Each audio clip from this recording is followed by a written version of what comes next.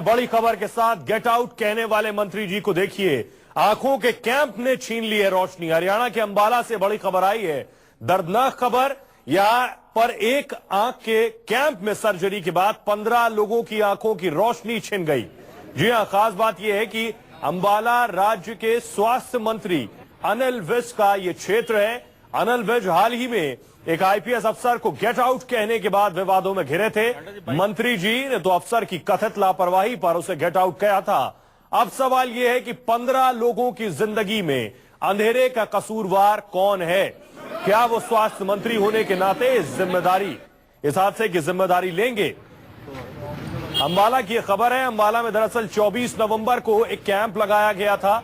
एक एनजीओ के जरिए ये कैंप था, हेल्थ चेकअप कैंप। और इस कैंप में चेकअप के बाद मोतियाबिंद को ऑपरेशन किया गया। इस ऑपरेशन के बाद 24 तारीख को ऑपरेशन किया गया और 25 तारीख को जब आंखों की पट्टी खुली तो लगभग 15 लोग वो सामने आए हैं जिन्हें अब दिखाई नहीं दे रहा है।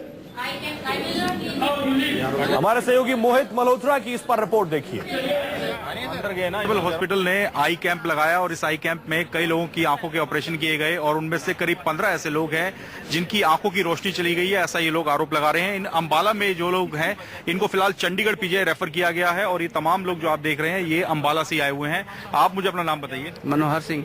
मनोहर जी, क्या हुआ था? कौन ये हॉस्पिटल है, चैरिटेबल हॉस्पिटल, जिसने ये आई कैंप लगाया था? ये पेपर से उन्होंने अपना शो करते हैं, एडवर्टाइजमेंट पेपर से, भाई हॉस्पिटल से आता है और वो ऑपरेशन करता है। फिर कितना आपने पैसा दिया? कब ऑपरेशन हुआ? 100 रुपया एडवांस लिया था जी, बाद में इनको पैसे अच्छे बाकी दे दिए थे जो उनका बैलेंस था। 6,000 में तय हुआ था तो हमें बार बार कह रहे थे 10,000 का करवा लो। मैंने कहा नहीं, मैं तो पेंशन वाला आदमी हूँ, मैं काम नहीं, मेरा हैंडीकैप्टेड हूँ वैसे ही।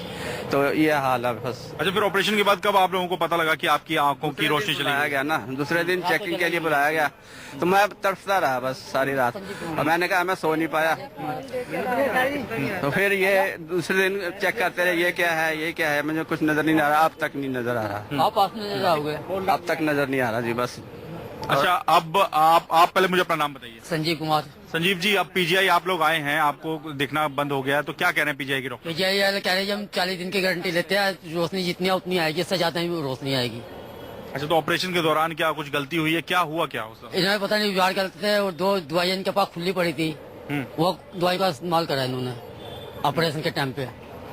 अच्छा, किसी तरह का वहाँ पे कोई सरकारी आपने तामझाम देखा, सरकारी इंतजाम वहाँ पे देखे? यहाँ का बंदा जाता है, चरण जी जाता था, यहाँ का रिटायर है जी, वो उसको बुलाते थे ऑपरेशन करने के लिए। आप मुझे अपना नाम बताइए। मेरा नाम शारदा जी।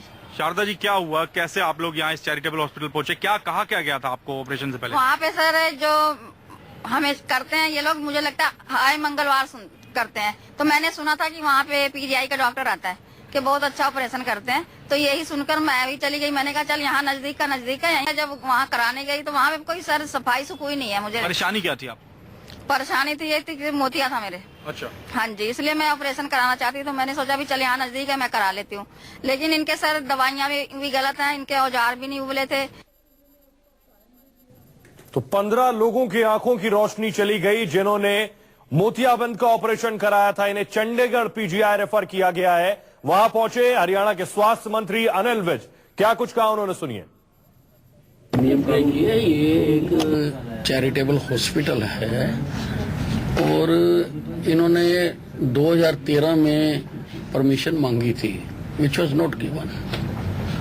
और अब इन्होंने कैसे ऑपरेशन किए हैं और वो सारा मैंने वहाँ पर डॉक्टर्स की टीम को भेज दिया है वहाँ सारा एग्जामिन करने के लिए।